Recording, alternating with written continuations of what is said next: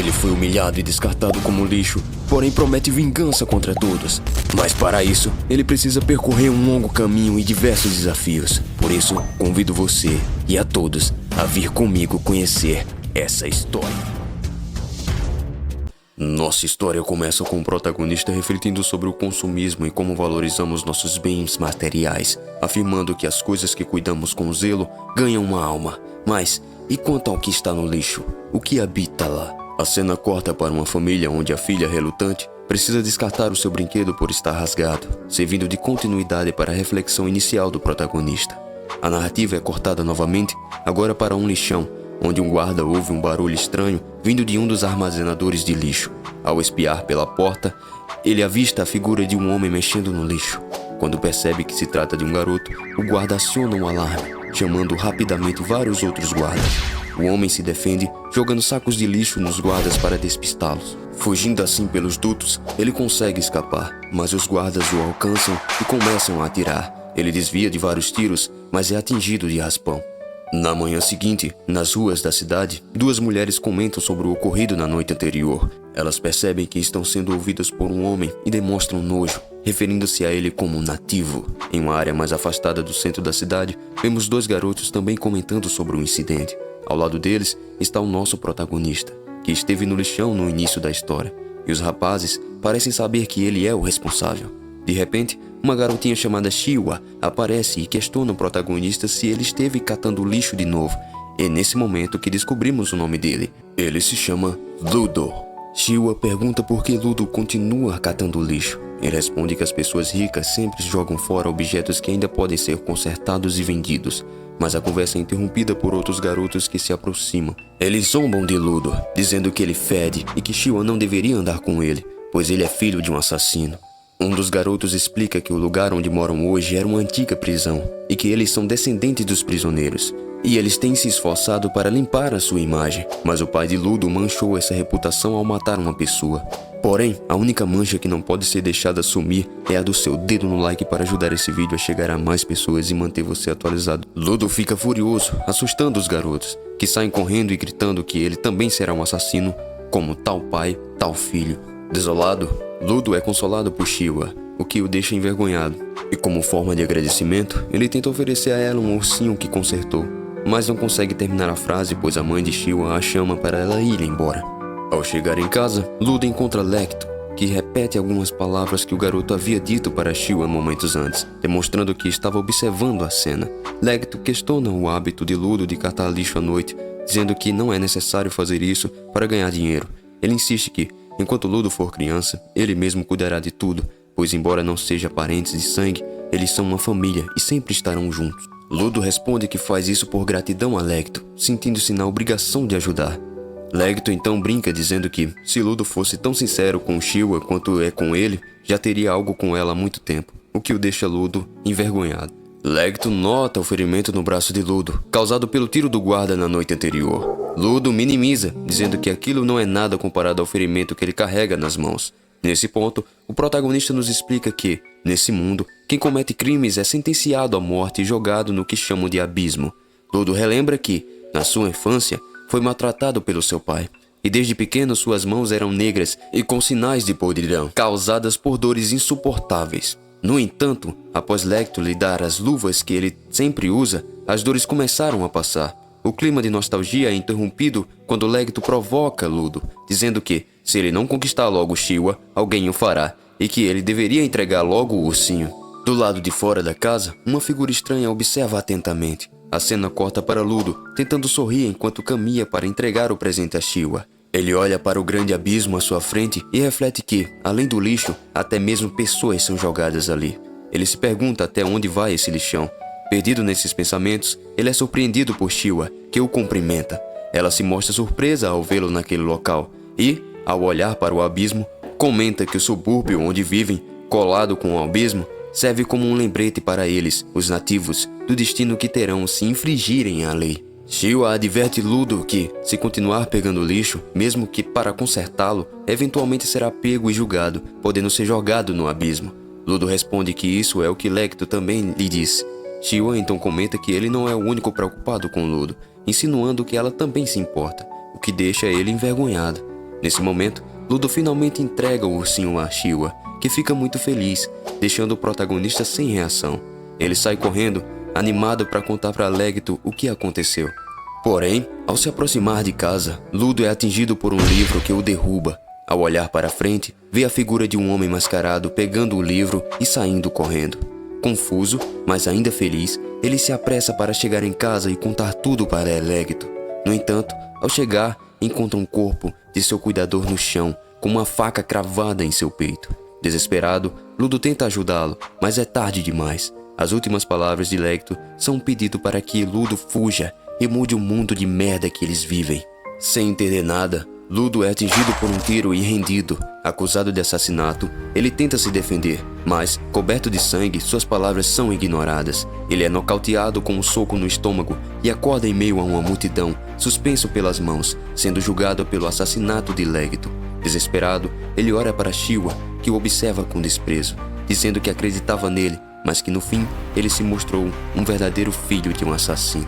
A multidão começa a gritar: "A imundice para o abismo!", o que deixa Ludo sem chão. Vendo que não há mais saída, ele expressa sua profunda raiva, afirmando que os imundos são eles, que não têm vontade própria, que têm olhos e ouvidos, mas não veem nem escutam. Nesse momento, Ludo avista, em meio à multidão, a figura do homem com quem esbarrou anteriormente, e percebe que tudo é culpa dele. Enquanto as cordas são soltas para que ele caia no abismo, Ludo jura vingança contra todos. Ele cai numa queda gigantesca sobre uma pilha de lixo. Ao olhar para trás, vê uma figura monstruosa se aproximando. Relembrando uma parte de sua infância, Ludo reflete sobre o motivo de tantos nativos serem tratados como lixo, e por que todos se importam tanto com a imundície e criminosos, mas, quando se trata do que acontece depois que se cai no abismo, todos ficam indiferentes. Voltando ao presente, o nosso protagonista está correndo desesperado de uma horda gigantesca de monstros. Ele consegue desviar de um ataque de um deles, pulando para o chão. Ao cair, ele nota um crânio enterrado, o que dá a entender que muitos já morreram ali. A horda começa a atacar novamente, e ele entra em desespero. Tenta subir em uma pilha de lixo, mas acaba escorregando e caindo direto no chão.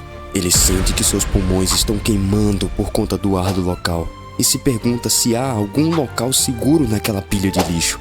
Em seguida, ele acaba vomitando sangue. Um dos monstros nota novamente a presença de Ludo, e ele se pergunta se tudo vai acabar ali, já que até então ele não conseguiu resolver nada. Nesse momento, ele se lembra do pai de consideração e de toda a humilhação que passou lá em cima, jurando que não vai desistir de maneira alguma. Com muita determinação e um pequeno pedaço de cano, ele promete que vai continuar vivo e se vingar de todos que lhe fizeram mal. Com isso, ele investe em um ataque direto contra os monstros. De longe, um observador misterioso assiste a batalha de Ludo. De volta ao combate, Ludo joga o pedaço de cano em um dos monstros, mas não surte efeito algum. Em seguida, ele recebe um ataque direto que o afasta para longe. Ele pega um pedaço de brasilite, eu podia chamar de telha, mas eu vou chamar de brasilite porque...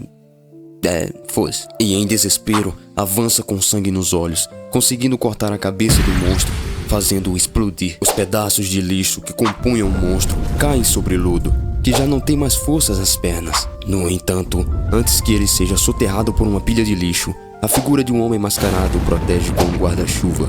E ao invés de simplesmente ajudar o protagonista, ele dá um chute nas costas do coitado e ainda coloca uma máscara de oxigênio em sua boca. Ludo o questiona se ele é um habitante daquele local, mas o mascarado pede silêncio. No entanto, Ludo insiste em perguntar quem ele é. O mascarado pede silêncio novamente. Mais uma vez, Ludo insiste, dizendo que não está entendendo nada, e pergunta se onde estão é o abismo ou o subsolo. O mascarado nega, dizendo que não é o subsolo, e adverte o protagonista dizendo que ele está falando alto demais. Ludo grita ainda mais alto, dizendo que não está ouvindo nada.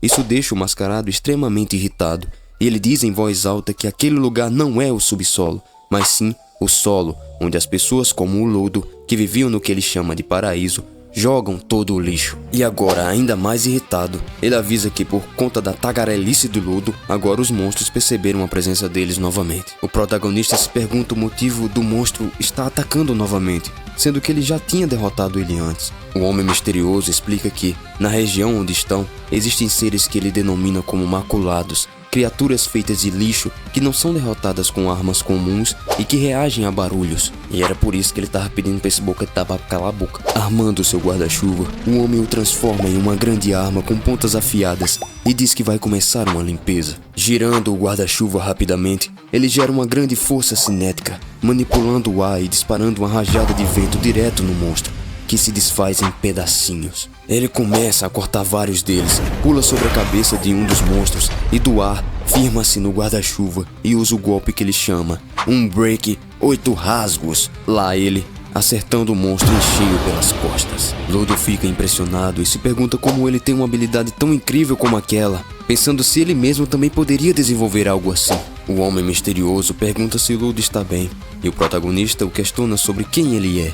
O homem tira a máscara e finalmente se apresenta. Ele se chama Engine e diz que é apenas um limpador. Logo em seguida, ele coloca a máscara de volta, pois esqueceu que o ar é tóxico. Só não é mais tóxico do que sua ex. Nas lembranças antigas de Ludo, ele se vê conversando com Lecto sobre quando foi espancado por uns garotos.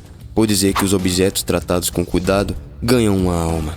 Lecto diz que isso não passa de um provérbio, mas que, se ele realmente acreditar, pode ser que as coisas tenham vida. Ludo olha para suas luvas e pergunta a Lecto se elas também podem ter uma alma. Ele confirma, deixando o jovem Ludo encantado. Mas está na hora de acordar, princesa, pois a cena corta para Ludo abrindo os olhos, sendo puxado por correntes no meio do lixão por Engine.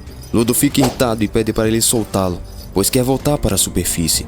Engine diz que Ludo deveria se sentir lisonjeado, já que ele está ajudando a carregá-lo por toda aquela pilha de lixo. Além disso, Engine afirma que o lugar para onde Ludo quer voltar é chamado de Paraíso e que não há como subir até lá. Além disso, o paraíso está sempre em movimento, tornando impossível chegar lá no momento, e por isso, o melhor seria Ludo calar a boca.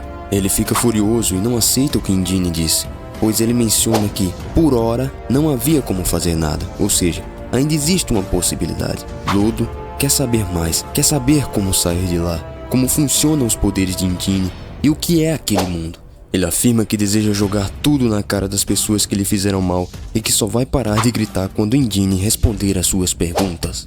O moleque tá atrevido. Engine, sem aguentar mais, fala para Ludo que vai ensiná-lo exatamente como é o mundo em que estão agora, que ele chama de Purgatório. Chegando a um local cheio de caminhões, Engine joga Ludo ainda acorrentado e vai embora, deixando-o à mercê de 5 homens mascarados.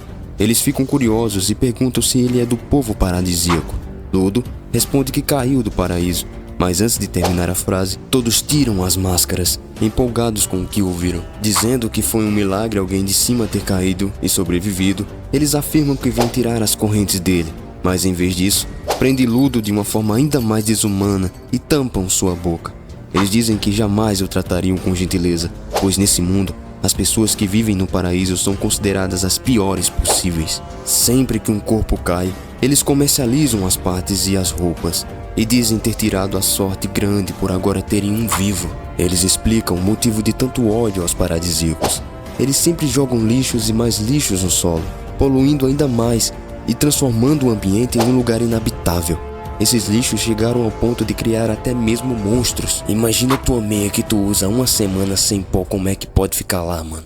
Eles se perguntam o que as pessoas desse mundo fariam com Ludo. Talvez uma tortura em praça pública? Eles começam a torturar o protagonista, forçando-o a engolir lixo, e o humilham, dizendo que lá em cima ele nunca tocou em um banquete como esse. Extremamente furioso, Ludo morde com força os dedos de um dos homens que tentava colocar lixo em sua boca, arrancando assim totalmente a sua pele. Um homem grita de dor e, em forma de protesto, Ludo come mais ainda da lavagem, dizendo que ainda está comestível. O moleque é afrontoso, meu parceiro. Ludo afirma estar de saco cheio tanto do paraíso quanto do purgatório. E com uma força sobre-humana, ele rompe as correntes que o prendiam, salta para fora do caminhão e diz que está cansado de tudo isso, que não vai mais se segurar. De longe, Engine observa a cena atentamente. Ludo, refletindo novamente sobre a questão da alma em objetos usados com cuidado, toca nas correntes e as transforma, como Engine fez momentos antes. Todos ficam surpresos e falam que esse tipo de poder só pode ser daqueles que eles chamam de Jives, Gaives. Pouco importa.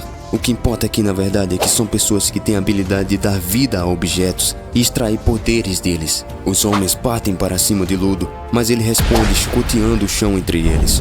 Um deles diz que os usuários não podem usar essa habilidade sem sua própria arma e golpeia as mãos de Ludo, fazendo-o soltar as correntes. No entanto, Ludo pega um pneu e o transforma em uma arma e, com um só golpe, nocauteia o homem. Quando está prestes a finalizar o último deles, Engine aparece para impedi-lo. Ludo fica confuso e diz que só se lembra das palavras de Legdo, e então tudo que ele tocava virava a arma. Engine diz que vai contar tudo a Ludo sobre o que aconteceu e o que ele pode fazer dali em diante, mas em troca, Ludo teria que entrar para os limpadores. Ludo responde com um simples e direto "não". A cena corta para o que parece ser uma enfermaria improvisada, onde Ludo está sendo tratado. Enquanto Engine fala ao celular, ele diz que encontrou uma raridade e que não vê a hora de mostrar o achado. Ludo protesta, dizendo que não concordou com nada daquilo. Em resposta, Engine diz que ele não tem outra opção. A senhora que está cuidando dos ferimentos de Ludo diz que ele deveria agradecer ao Engine, porque, se ficasse mais tempo respirando o ar daquele local, certamente morreria. Ao terminar o tratamento, Ludo agradece ao Engine por ter pago por ele, mas diz que precisa de informações o mais rápido possível para voltar ao paraíso. Engine responde que ele pode até tentar conseguir informações, mas mais cedo ou mais tarde, as pessoas vão descobrir que ele veio de cima. Se ele quer algo, terá que oferecer algo em troca, pois nada sai de graça. Quem quer rir, tem que fazer rir, né? Ele então manda Ludo calar a boca e segui-lo. Chegando a uma lanchonete, sentados do lado de fora, Ludo fica surpreso ao ver que a cidade é limpa e organizada. Ele pensava que tudo estava coberto de lixo. Engine começa a explicar o motivo das coisas serem como são no purgatório. Lá, os pensamentos das pessoas acumularam-se ao longo do tempo, assim como um lixo, o que resultou no surgimento de uma energia que se manifestou de diversas formas. Uma delas foi justamente a criação espontânea das pseudo-criaturas, que vivem onde há maior acúmulo de lixo, mas às vezes atacam as cidades. Ele explica ainda que essas criaturas não podem ser derrotadas facilmente, pois, assim como são feitas de pensamentos acumulados, só outro tipo de arma com essa mesma característica pode derrotá-la. Com o tempo e o cuidado de seus donos, objetos como facas, guarda-chuvas e até mesmo as luvas de Ludo podem acumular esses pensamentos e se transformar em armas poderosas nas mãos de usuários dessa habilidade. Ele chama esse tipo de arma de Personarma. No entanto, ele explica que a quantidade de pessoas com essa habilidade é escassa, e foi por isso que a organização de limpadores foi criada, para recrutar o máximo de pessoas detentoras desse poder para combater as pseudo-criaturas. Ludo se pergunta se, ao entrar para os limpadores, ele vai conseguir informações sobre como voltar lá para cima. Engine responde que não faz a menor ideia de como subir, mas que o chefe dele pode ter alguma informação. O Engine pergunta a Ludo sobre suas luvas e de quem ele as ganhou. Ludo responde que foi do seu pai. Engine comenta que, por mais que pareçam velhas, estão bem cuidadas, elogiando o Ludo, algo que as pessoas lá de cima não faziam. O breve curso sobre o purgatório chega ao fim. Engine dá uma quantia em dinheiro a Ludo, dizendo que seus fundos iniciais são para se manter. Ludo agradece, mas logo descobre que seu dinheiro veio da venda de suas roupas, o que deixa extremamente furioso. Engine, no entanto, retruca dizendo que, se ele continuasse com aquelas roupas, seria descoberto mais cedo ou mais tarde, então foi melhor vendê-las. Depois disso, Engine sai, dizendo que vai encontrar o educador que ficará responsável por Ludo. O nosso protagonista ainda reclama, mas, de repente, um gatinho pula do telhado e rouba o saco de dinheiro dele, fugindo em disparada. Ludo corre rapidamente atrás do gato e, em um beco, pega uma vara de um desconhecido para tentar capturar e recuperar o dinheiro. Lá ele, o homem de quem o Ludo pegou a vara, pede para ele devolvê-la. Ludo diz que é apenas uma vara, mas o homem furioso a pega de volta e começa a cheirá-la. O protagonista percebe que o homem usa o mesmo emblema que o Engine. Com isso, ele transforma sua vara em um grande varão e diz que, mesmo sem conhecer Ludo direito, já vai ter que educá-lo. E o homem, com sua vara transformada em uma arma, golpeia forte em direção a Ludo, mas ele consegue desviar por pouco. Ele se identifica como um integrante dos limpadores Akuta e seu nome é Zanka Nijik. Vou chamar ele de Zanka. É o Zanka. Ele fala que um Engine entrou em contato com ele para ser o educador de Ludo. Ainda irritado, diz que vai dar uma lição ao rapaz sobre o princípio básico. a educação de não tomar nada de ninguém. Zanca pede para Ludo dizer que seus pais não lhe deram educação, o que faz o Ludo se lembrar das palavras de Legto, onde ele disse que, se você quer ser ouvido, precisa ceder primeiro e entender o lado do outro também. Ludo então para e analisa a situação pensando, se roubassem a tua vara, tu não ficaria assim também? Tá bom, parei com essas piadas. Pedindo desculpas e admitindo seu erro, Zanca parece entender o lado de Ludo também e decide fazer as pazes. O cara é gente boa, pô. Ele pergunta que tipo de personarma Ludo usa e Ludo responde que provavelmente são suas luvas. Ele nota a diferença gigantesca entre o Zanca extremamente irritado de antes e o de agora e se lembra de algo crucial no relacionamento entre as pessoas, o sorriso. Então ele recorda das palavras de Legto que disse que Ludo deveria tirar essa cara fechada. Então Zanca pergunta por que Ludo decidiu entrar para os limpadores e o mesmo dá um sorriso extremamente horroroso. Mas que porcaria é essa? Zanca fica alterado, pois não entende que tipo de cara Ludo estava tentando fazer. Ludo responde que estava tentando sorrir. Ele tenta de novo, mas o segundo sorriso fica ainda pior que o primeiro, deixando Zanca ainda mais irritado. Ele diz que Ludo só deve estar tirando sarro da cara dele e que deve estar se achando só porque é considerado um recurso valioso. Além disso, fala que o fato de Ludo falar que só vai ficar até atingir seu objetivo é desrespeitoso e por isso provavelmente esse objetivo do protagonista deve ser insignificante. Nesse momento, Ludo fica furioso e não aceita essas palavras. Ele pega uma barra de ferro do lixo enquanto Zanca prepara sua arma novamente. De frente um para o outro, Zanca percebe que as luvas de Ludo são sua personarma, pois, ao tocar na barra, ela começou a se modificar, ou seja, ele notou que a habilidade de Ludo é transformar tudo que ele toca em uma personarma. Zanca diz que isso é roubado demais, mas como Ludo pode ser apenas um prodígio, ele ainda não está preparado para bater de frente com ele. De repente, de forma surpreendente, a vara de Zanca vem rodando rapidamente em direção a Ludo e se crava no chão. Zanca, rodopiando, a pega no ar para dar um golpe certeiro no rosto do protagonista. Fala pessoal, desculpa estar atrapalhando o seu vídeo aqui, mas é pra uma coisa muito importante. Já que você tá aqui, você tá gostando, não tá? Então, ó, se puder, colabore e ajude nosso canal financeiramente, tá bom? Se você puder, eu vou ficar muito grato. E pode ter certeza que seu nome vai aparecer no final do vídeo em forma de agradecimento, tá bom? Então, desde já, muito obrigado. E, editor, passa o resto do vídeo aí, rapaz. Ele comenta que os movimentos de Ludo são muito lentos. Pressionando Ludo com vários golpes, o protagonista tenta revidar com sua barra de ferro, mas só consegue sujar um pouco o rosto de Zanca, que não perde tempo e o golpeia pelas costas, levando assim o nosso protagonista ao chão. Zanca o humilha dizendo que o ataque de antes foi muito fraco e que Ludo só aparenta ter força. Ele percebe a sujeira em seu rosto e ao cheirar, nota algo estranho. O que Ludo estava segurando não era uma barra de ferro, era um desentupidor. Então, provavelmente o que tá na cara de Zanca era merda. Que situação. Aproveitando-se do fato de que Zanca não quer tomar um banho de merda, Ludo começa a atacá-lo com um desentupidor, mesmo sem saber exatamente o que é aquilo, tornando a cena ainda mais cômica. Ele desvia de mais um ataque e sai correndo atrás de Zanca, que pede para ele parar, mas Ludo ignora e continua golpeando, sujando ainda mais a roupa dele com merda. No meio de toda essa confusão, Endine chega ao local com um carro e pergunta se eles já se tornaram amigos. Dentro do carro, Endine começa a rir da situação, especialmente porque Ludo nem sabia que estava lutando com bosta. Endine comenta que, apesar de ter sido um encontro engraçado, no fim das contas, Zanca é o educador de Ludo. Ele explica que, mesmo dentro dos limpadores, Zanca é o melhor na manipulação da personarma e que Ludo pode aprender muito com ele. Realmente vai aprender a mexer na vara.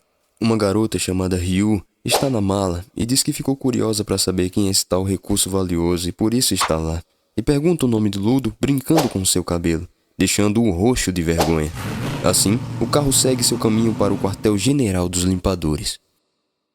Ao chegarem no quartel dos limpadores, Endine apresenta para Ludo a Sêmio, que tem a habilidade de sua personarma focada nos seus óculos. Ela é capaz de visualizar todos os atributos básicos das pessoas, e Endine comenta ainda que se ela se esforçar bastante, pode até mesmo ver a personalidade das pessoas. Ela dá boas-vindas a eles e fala que estava ansiosa para conhecê-lo. Quando ela foca sua visão em Ludo, através de seus olhos, consegue ver seu interior que está totalmente escuro. Isso deixa ela surpresa e um pouco tensa. Endine pergunta o que ela conseguiu ver e ela responde que a habilidade física dele já é alta, então por isso não precisa ser treinado do zero. Mas o uso da sua habilidade ainda não está estabilizada, por isso ele deve passar por um treino para conseguir usar seu poder com naturalidade. A conversa acaba quando ela diz que tem um pedaço de cocô no pescoço de Ludo. Engine fala que vão ver o chefe com o garoto e claramente parece um pouco desconfiado, pois a reação que a Samuel teve não foi comum. Mas seguindo o seu caminho adiante, Engine explica a Ludo que dentro dos limpadores há diversas divisões, e entre elas estão os combatentes, defensores e suportes como principais, e no total são cerca de 100 pessoas. Ele ainda fala que é raro encontrar muitas pessoas nesse prédio, pois dependendo do local de limpeza, há outras bases. Ele convida Ludo a ir cumprimentar os poucos que devem ter na área. Entretanto, quando chega lá, se depara com um monte de pessoas, um mais mal encarado que o outro, e desiste de cumprimentar todo mundo. Indo agora em direção ao quarto do chefe, ele explica a Ludo que se ele realmente quiser alguma informação, ele deve saber se comunicar com o chefe. Não deve já ir pedindo informações sobre como voltar para o paraíso, mas sim declarar seu total apoio aos limpadores para depois conseguir as informações em troca. Ele ainda fala que ninguém sabe qual é a personarma do chefe, e por isso é melhor nem perguntar sobre isso. Ele ainda fala que todos seguem o chefe pelo seu grande senso de justiça, e isso já basta. Respirando fundo e abrindo a porta, Ludo se depara com ninguém lá dentro. A Samuel chega dizendo que esqueceu de avisar que o chefe havia viajado a trabalho e que não falou quando voltaria. Ludo fica indignado, mas não há muito o que se fazer. Ryo aparece na sala e propõe que Ludo faça um tour guiado pelo trabalho. Já que ele não pode ser contratado, ele pode minimamente ser um aprendiz dela. Então, ela se demonstra muito interessada no garoto. Mas calma aí que não é desse jeito que você tá pensando. Ou será que é? Chegando em um local repleto de lixo, Ludo, Ryo e sua equipe vão atender uma solicitação feita por Samuel. Voltando poucas horas atrás, ela explica para eles o motivo da solicitação. Algumas cidades próximas ao domínio poluído pediram para que os limpadores fossem lá limpar as criaturas menores que estão se aproximando das barricadas. Ludo pergunta o que seria esse domínio poluído e Samuel explica que no purgatório existem os domínios seguros, onde os humanos podem viver, e os domínios poluídos, onde as criaturas habitam. Ela ainda explica que o lugar onde Ludo caiu era ainda mais perigoso, sendo considerado o domínio proibido. Nesses locais, nem mesmo os Divers podem explorar facilmente, e se respirar o ar de lá por mais de 15 minutos, é morte na certa. Ela entrega uma máscara para Ludo, explicando que é extremamente necessário seu uso para que não respire o ar contaminado. Voltando ao presente, Ludo fica admirado com o tanto de lixo nesse local, além de se perguntar se as pessoas lá de cima sabem que existe uma civilização embaixo e mesmo assim jogam os lixos. Analisando ainda mais os lixos eletrônicos, fica encantado e considera aquele local como uma pilha de tesouro. Olha aí, o que pra você é lixo, pra muitas pessoas pode ser o luxo. É crítica social foda. Ele pergunta a Ryo sobre os homens que estão com eles, e ela explica que são os limpadores assim como eles. Porém, como não têm habilidades, são chamados de suporte. Mas não se engane, eles têm uma força estupidamente grande, e o nosso protagonista sente um pouco dessa força. Ela continua falando que eles têm uma força tão absurda que conseguem dobrar as pseudo-criaturas. Ludo fica admirado com o tamanho ânimo de Ryo e fala que por mais que seja uma solicitação fácil, ele precisa observar e aprender direito. Eles avistam as pseudo-criaturas de longe e elas se parecem bastante com animais comuns. Ludo fica surpreso com a quantidade, mas Ryo o tranquiliza dizendo que são fracos e que de todas as diversas variações, eles são as mais fraquinhas, sendo perfeitas para um tour. Porém, de dentro da floresta de lixo, sai uma manada de monstros aparentemente mais fortes. Mas Ryo ainda o tranquiliza dizendo que são só um pouquinho mais fortes. Porém, ainda estão no nível bom e que podem ser ótimos para treinos com novato. Ela fala com alegria que vão terminar logo o serviço e voltar para fazer uma comemoração de boas-vindas a Ludo. O mesmo não entende de onde vem tanta confiança e alegria dela numa situação como essa. Então ela diz a Ludo que para sobreviver no purgatório, você precisa ter paz de espírito. Ludo se impressiona e concorda com ela, dizendo que também terá essa paz de espírito assim como ela. Então, repentinamente surge uma pseudo-criatura extremamente grande e pior que todos os outros já vistos até agora. E em choque e cagando nas calças, Ludo repete que tem que ter paz de espírito. E Ryo diz que nunca viu uma criatura como essa. Porém, armando-se com uma tesoura, sim, uma tesoura, ela se arma para combater a criatura. Estando de frente para a criatura, Ryo decide lidar primeiro com as menores para depois enfrentar o grandalhão. Dessa forma, ela joga sua tesoura para o alto, que se transforma em uma arma extremamente grande. Usando as pernas, ela começa a golpear o monstro, cortando as cabeças de todos eles. Ludo fica impressionado e um dos suportes explica que a habilidade de Ryu está concentrada naquela tesoura, a qual eles a chamam de estripador. Quanto ao motivo dela usar a tesoura com as pernas, só ela mesma sabe. Eles ressaltam que, por mais que Ludo seja uma visita, ele não pode ficar parado. Nesse momento, uma pseudo-criatura que estava atrás de Ludo é golpeada por um dos suportes, que a lança em direção a Ryu para que ela finalize com sua tesoura. Todos partem para cima das criaturas, enquanto Ludo tenta lidar com a situação. Depois de algum tempo, a região está completamente limpa, graças a Ryu, que então avança contra o grandalhão. Enquanto isso, os suportes continuam imobilizando as criaturas menores para facilitar o trabalho de limpeza, até que um deles é pego por um dos monstros. De forma rápida, Ludo se atira na frente da criatura para salvar o suporte, declarando que também pode fazer algo e que não vai ser só um peso morto. Nesse momento, o pedaço de ferro em sua mão se transforma em uma personagem, mas ele se esquece de como manusear a sua habilidade, o que o deixa em choque. Ao ver a situação, Ryu aparece e finaliza o monstro e parabeniza Ludo pela coragem. Eles perguntam a ela se ela já conseguiu derrotar o grandalhão, mas a mesma responde que, por mais ataques que ela atinja o monstro, a criatura aparentemente não se destrói. A cena corta para um grupo de 5 homens que queriam vender Ludo. Todos eles foram capturados por uma figura estranha que insiste em perguntar pelo garoto. De volta ao campo de batalha, um dos suportes questiona por que a criatura não foi destruída mesmo com o uso de uma personarma. Ryu explica que já atacou todos os pontos fracos, mas sem sucesso. Mesmo assim, ela tranquiliza a equipe dizendo que isso não importa, pois vai continuar atacando a criatura até ela cair. Afinal, ainda é um pseudo-criatura. Os suportes decidem registrá-la como uma nova espécie, enquanto Ludo fica parado sem saber o que fazer. Nesse momento, Ryu avança com tudo e, usando sua habilidade, começa a cortar as partes que estão na cabeça do monstro, dizendo que vai fazer um novo corte. Após cortar e arrancar, ela deixa o monstro careca e percebe um ponto brilhante dentro dele. Decidida, ela foca seus ataques ali, o que faz a criatura lançar golpes desesperados para todos os lados. Um desses ataques quase atinge o protagonista, que é salvo por um dos suportes. Continuando seus ataques, Ryu confirma que aquele é realmente o ponto fraco e, como uma lança, em alta velocidade atravessa a criatura, fazendo-a se desmanchar. Todos comemoram o feito de Ryu, que mostra a eles o que parece ser uma fonte de energia da criatura. Para surpresa de todos, é nada mais nada menos que um pedaço da pseudo-arma. Isso deixa todos intrigados, questionando o motivo daquilo estar dentro da criatura. Ao acordar de uma longa soneca, Sanka se depara com uma enorme festa no salão principal do quartel dos limpadores. O motivo da celebração são as boas-vindas a Ludo. Ele percebe o garoto isolado no canto da festa e pergunta a Ryu por que o principal motivo da comemoração não está festejando. Ela responde que, desde a última missão, realizada há apenas um dia, Ludo tem estado extremamente frustrado por não conseguir usar adequadamente suas habilidades com a personarma. Ainda sobre a missão, Sanka pergunta sobre a nova pseudo-criatura encontrada, e Ryu explica sobre o núcleo descoberto dentro dela. Esse núcleo aparentava ser uma personarma, mas como ninguém sabia o que fazer com isso, eles apenas relataram o ocorrido com os superiores.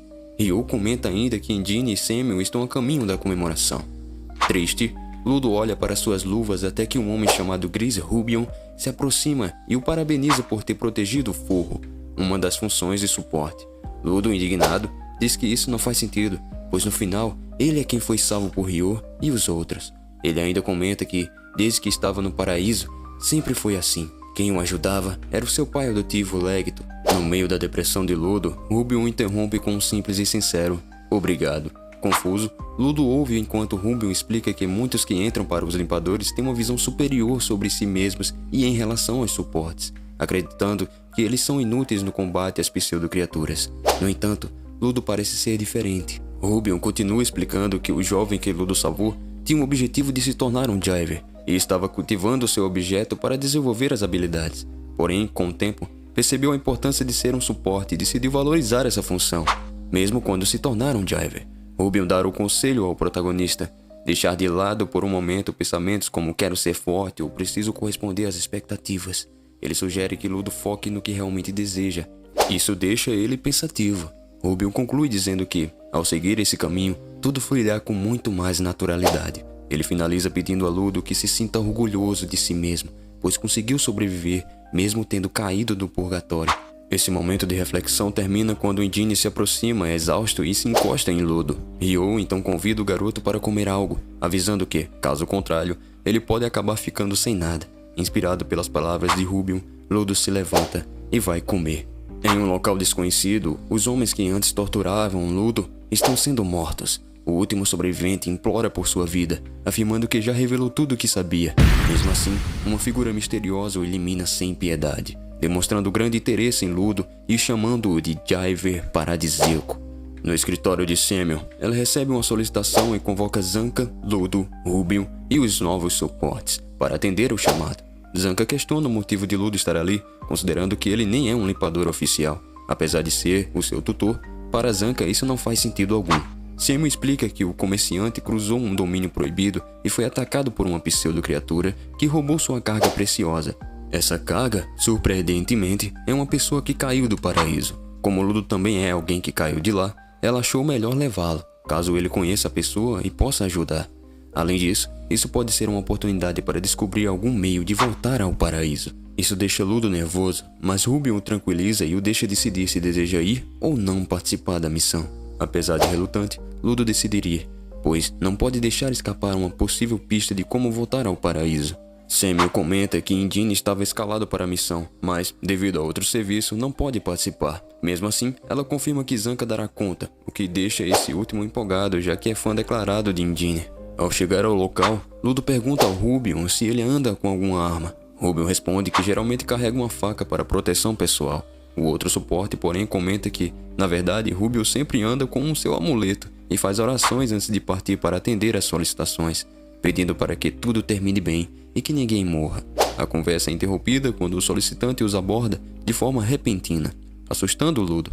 Ele se apresenta e avisa que irá guiar todos até o local onde aconteceu o ataque. Ludo pergunta ao homem se ele chegou a falar com o paradisíaco que encontrou. O solicitante explica que o encontrou por acaso, inconsciente. Desconfiado, Ludo pergunta diretamente se ele não pretende vender a pessoa. O homem nega, afirmando que está genuinamente preocupado. Enquanto isso, Zanka reflete que eventos estranhos têm ocorrido com frequência desde que Ludo apareceu. Ele pondera que, se o paradisíaco realmente for sequestrado por uma pseudo-criatura, as chances dele estar morto são altas. Chegando ao local indicado pelo solicitante, este os empurra para que se apressem e entrem logo na construção. Lá, encontram apenas um boneco sentado em uma cadeira. Quando se aproximam, caem em uma armadilha e são surpreendidos por um grupo que Zanka identifica como baderneiros.